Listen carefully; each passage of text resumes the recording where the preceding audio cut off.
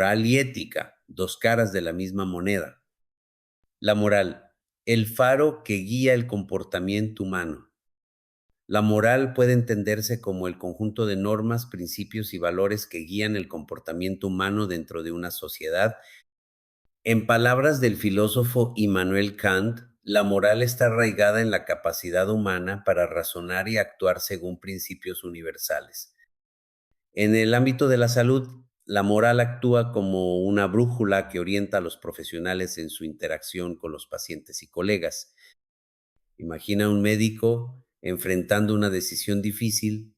¿Debería romper la confidencialidad de un paciente para proteger a otros? Este tipo de dilemas morales son parte cotidiana de la práctica clínica. La moral en salud se sustenta en varios componentes esenciales, como los valores personales y profesionales, las normas de conducta establecidas, los principios de actuación, las costumbres y tradiciones profesionales y los criterios de decisión ética. Estos elementos no son estáticos, evolucionan con el tiempo y están influenciados por factores culturales, sociales y legales. Por ejemplo, mantener el secreto profesional, incluso cuando la tentación de compartir información sea grande, es una manifestación de la moral en acción. Atender a cualquier persona que necesite ayuda urgente, sin discriminación, también refleja este principio. Además, los profesionales deben actualizar constantemente sus conocimientos médicos para ofrecer la mejor atención posible y ser transparentes con los pacientes al informar sobre su diagnóstico y tratamiento. Un autor clave en este campo es Alasdair MacIntyre, quien en su obra Tras la Virtud, 1981, argumenta que la moral debe estar anclada en una narrativa coherente de la vida humana, donde los valores no sean meramente subjetivos, sino compartidos y contextualizados en una comunidad. Esta perspectiva resalta la importancia de las tradiciones y costumbres profesionales en la formación de la moral en la práctica médica, la ética reflexionando sobre lo correcto, mientras que la moral se enfoca en qué debemos hacer, la ética se pregunta por qué debemos hacerlo. Es decir, la ética es la reflexión crítica y sistemática sobre los principios que subyacen a nuestras decisiones morales. Aquí entra en juego el pensamiento de Aristóteles, quien en su Ética Nicómaco plantea que la ética no solo trata de seguir reglas, sino de desarrollar un carácter virtuoso que permita discernir lo correcto en cada situación. Por ejemplo, ¿por qué es importante obtener el consentimiento informado? ¿Cuándo está justificado romper la confidencialidad? ¿Cómo equilibrar el deseo del paciente de tomar sus propias decisiones, autonomía, con la obligación del médico de proteger su bienestar, beneficencia? La ética busca principios universales que puedan aplicarse más allá de contextos específicos y utiliza herramientas estructuradas para abordar dilemas éticos. En el ámbito de la salud, la ética opera en diferentes niveles. A nivel microético, se centra en la relación directa entre el médico y el paciente, como decidir si un tratamiento es apropiado para un caso específico.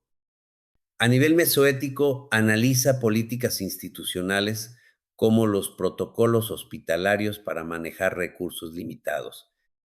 Finalmente, a nivel macroético, aborda cuestiones más amplias como la distribución de recursos en sistemas de salud pública.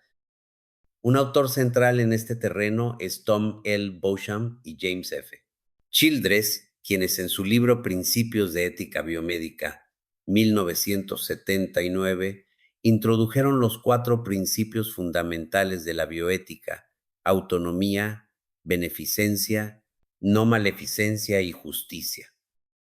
Estos principios han servido como marco teórico para resolver dilemas éticos en la práctica clínica. El origen y propósito de la bioética, una respuesta a los desafíos modernos.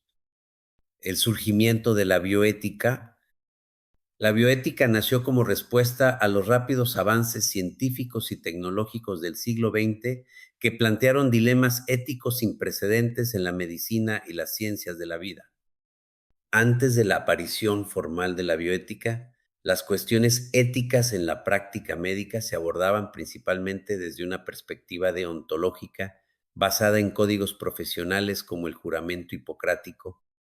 Sin embargo, con la llegada de innovaciones como los trasplantes de órganos, las técnicas de reproducción asistida, la ingeniería genética y los cuidados paliativos avanzados, surgió la necesidad de un marco ético más amplio y flexible que pudiera abordar problemas complejos y multidimensionales. El término bioética fue acuñado por primera vez en 1970 por el oncólogo estadounidense Van Rensselaer Potter, quien en su libro Bioethics, Bridge to the Future, 1971 propuso la bioética como una disciplina interdisciplinaria que conectara la biología con los valores humanos.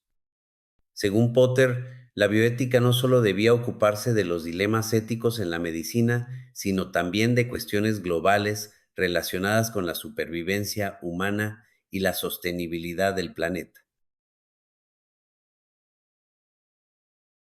El propósito de la bioética El propósito de la bioética es proporcionar un marco conceptual y metodológico para analizar y resolver dilemas éticos en las ciencias de la vida y la salud. A diferencia de la ética tradicional, que a menudo se centraba en principios universales o deberes morales específicos, la bioética adopta un enfoque interdisciplinario que integra conocimientos de la filosofía, la medicina, la sociología, la psicología, el derecho y otras disciplinas. Esto le permite abordar problemas complejos desde múltiples perspectivas, considerando tanto los aspectos técnicos como los valores humanos implicados. Uno de los principales objetivos de la bioética es proteger la dignidad y los derechos de los pacientes, asegurando que las decisiones médicas respeten su autonomía y bienestar.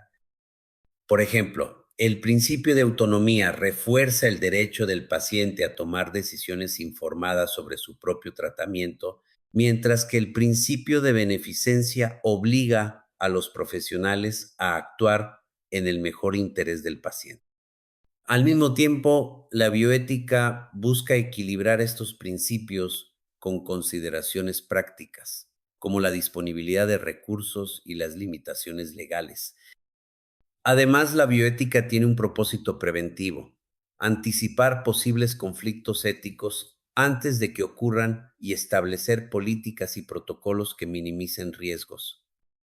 Por ejemplo, en el contexto de la investigación biomédica, la bioética ha sido fundamental para desarrollar regulaciones que protejan a los sujetos humanos de experimentos peligrosos o no éticos, como los infames estudios de Tuskegee sobre la sífilis en los años 40 y 50. Estos casos subrayan la importancia de la bioética como una herramienta para garantizar que el progreso científico no comprometa los valores humanos fundamentales.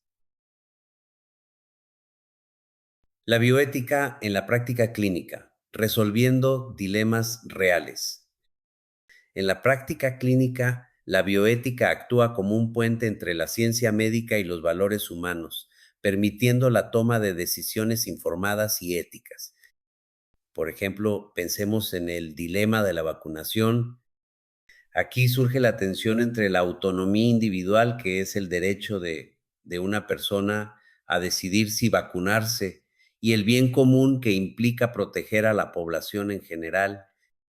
La bioética ayuda a determinar si, en ciertos casos, la vacunación debe ser obligatoria, como para el personal sanitario. Otro ejemplo claro es el de los trasplantes. La escasez de órganos plantea preguntas éticas sobre quién debe recibir un trasplante primero.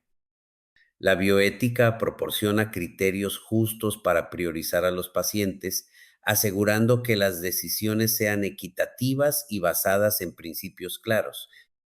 En este contexto, el filósofo Peter Singer ha argumentado en favor de un utilitarismo práctico, donde las decisiones se toman buscando maximizar el bienestar general, incluso si esto implica sacrificios individuales, comités de bioética, resolviendo dilemas en equipo. Los comités de bioética son equipos multidisciplinarios que analizan y resuelven dilemas éticos complejos. Consideremos el caso de un paciente testigo de Jehová que rechaza una transfusión de sangre vital. En este escenario, el comité debe equilibrar varios factores. Por un lado está el derecho a la autonomía del paciente, quien tiene el derecho de tomar decisiones informadas sobre su propio cuerpo. Por otro lado está el deber médico de preservar la vida, ya que los profesionales tienen la obligación de salvar vidas siempre que sea posible. Además, las leyes locales pueden influir en cómo se maneja este dilema y si existen tratamientos alternativos que respeten los valores del paciente, deben ser considerados. El trabajo de Hans Jonas, especialmente en su obra El principio de responsabilidad, 1979, es relevante aquí. Jonas argumenta que los avances tecnológicos y científicos requieren una ética de la responsabilidad, donde los profesionales asuman las consecuencias de sus acciones en un mundo interconectado. La deontología en ciencias de la salud. La deontología es una rama de la ética que se centra en los deberes y obligaciones morales inherentes a una profesión. En el ámbito de las ciencias de la salud, la deontología actúa como un código moral que guía la conducta de los profesionales, asegurando que sus acciones estén alineadas con principios éticos universales y con el bienestar del paciente. El concepto de deontología tiene raíces profundas en la historia de la medicina y la filosofía. Su origen puede remontarse al juramento hipocrático, escrito aproximadamente en el siglo V-X, que estableció los primeros principios éticos para los médicos. Este juramento incluye compromisos clave como no hacer daño, principio de no maleficencia, mantener el secreto profesional y actuar siempre en beneficio del paciente. Aunque formulado en la antigüedad, el juramento hipocrático sigue siendo una referencia fundamental en la práctica médica moderna. Con el paso del tiempo, la deontología evolucionó para adaptarse a los cambios sociales, científicos y tecnológicos. Durante la Ilustración, el filósofo alemán Immanuel Kant sentó las bases filosóficas de la deontología al proponer una ética basada en el deber. Según Kant, las acciones deben realizarse por el simple hecho de ser correctas, independientemente de sus consecuencias.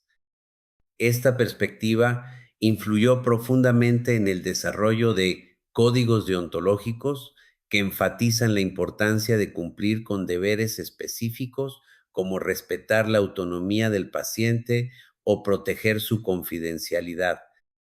En el siglo XX, la deontología adquirió una forma más estructurada con la creación de códigos profesionales formales.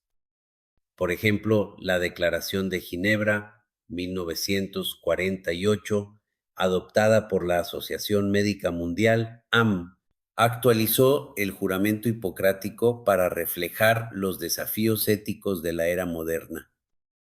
Este documento reafirma el compromiso del médico con la vida humana, la dignidad del paciente y la solidaridad profesional. El propósito de la deontología, guiar la conducta profesional.